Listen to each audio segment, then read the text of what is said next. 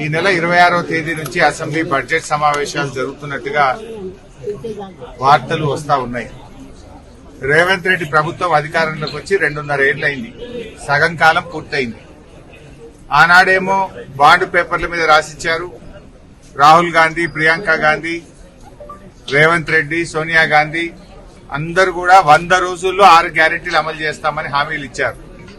100 రోజులు కాదు, 800 రోజులు పూర్తయినా ఇప్పటికీ 6 గ్యారెంటీలు అమలవుతున్నటువంటి దాఖలాలు లేవు. ముఖ్యంగా ఆనాడు ఎస్సీ డిక్లరేషన్, ఎస్సీలకు 18% రిజర్వేషన్ ఇస్తామని, ఎస్సీ సప్లాన్ ను అమలు చేస్తామని, చదువుకున్న పిల్లలకు 10th పాస్ అయితే 10,000, ఇంటర్ పాస్ అయితే 25,000, డిగ్రీ పాస్ అయితే 50,000, పీజీ చదివితే ₹1,00,000 ఇస్తామన్నారు. ఈ రోజు వరకు ఒక్క పిల్లవాడికి కూడా ₹1 ఇచ్చిన పాపాన పోలేదు. కేసీఆర్ గారు ఇస్తున్న ఫీజు రియంబర్స్మెంట్ డబ్బులు కూడా ఈ రోజు ఎస్సీలకు వస్తున్న పరిస్థితి లేదు. బీసీ సప్లాన్ అని సిద్దిరామయ్యను తోలుకొచ్చారు.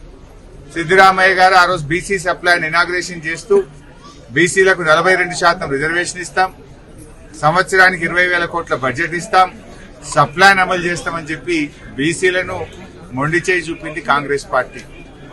రైతుల కోసం రైతు డిక్లరేషన్ అని రాహుల్ గాంధీ వరంగల్కి వచ్చి రాహుల్ గాంధీ గారు ఏడాదికి 15,000 రైతు బంధు ఇస్తామని, పంటల బీమా ఇస్తామని, అన్ని పంటలకు బోనస్ ఇస్తామని మాయ మాటలు చెప్పిండ్రు. ఇవాళ రైతుల్ని మోసం చేసిండ్రు. రైతులకు మోసం, బీసీలకు మోసం, ఎస్సీలకు మోసం, ఎస్టీలకు మోసం, యువతకు మోసం, అన్ని వర్గాలను మోసం చేసిండ్రు.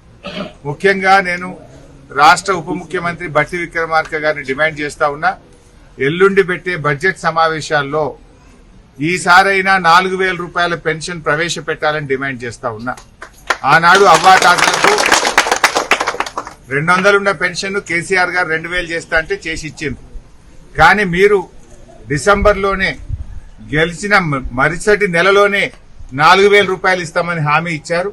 ఇప్పటికీ 27-28 నెలలు పూర్తయితున్నా 4,000 పెన్షన్ రాలేదు.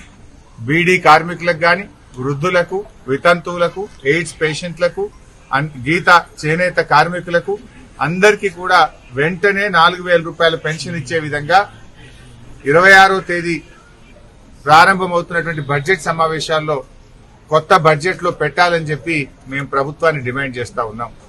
మహిళలందరికీ నెలకు 2,500 ఇస్తాం, జీతం బడ్జెట్ బ్యాంకుల్లో వేస్తామని మహిళల ఓట్లేయించుకున్నారు.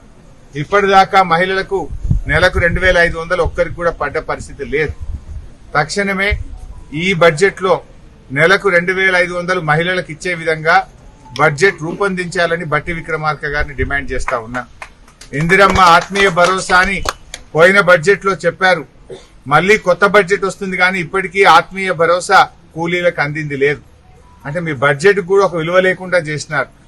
బడ్జెట్ లో చెప్పిన పంటల బీమా రాలేదు, బడ్జెట్ లో చెప్పిన ఆత్మీయ భరోసా రాలేదు. యువత కోసం బడ్జెట్ లో గొప్పగా స్పీచ్లు కొట్టిండ్రు, బల్లలు దర్శిండ్రు అసెంబ్లీలో. కానీ ఇంతవరకు రాజీవ్ యువ వికాసం అమలు కాలేదు. ఏ ఒక్క యువతి యువకులకు ₹1 సహాయం చేయలేదు. అంటే బడ్జెట్ లో చెప్పిన రాజీవ్ యువ వికాసము రాలేదు, ఆత్మీయ భరోసా అందలేదు, పంటల బీమా అందలేదు. కనీసం ఈ బడ్జెట్ లోనైనా రియలిస్టిక్ బడ్జెట్ రూపొందించండి. వాస్తవాల ఆధారంగా వాస్తవికతకు దగ్గరగా బడ్జెట్ రూపొందించండి. బడ్జెట్ లో 4,000 పెన్షన్ ఇవ్వాలని, మహిళలందరికీ నెలకు 2,500 ఇచ్చిన హామీని అమలు చేసే విధంగా నిధులు పొందుపరచాలని చెప్పి బీఆర్ఎస్ పార్టీ పక్షాన డిమాండ్ చేస్తా ఉన్నాం.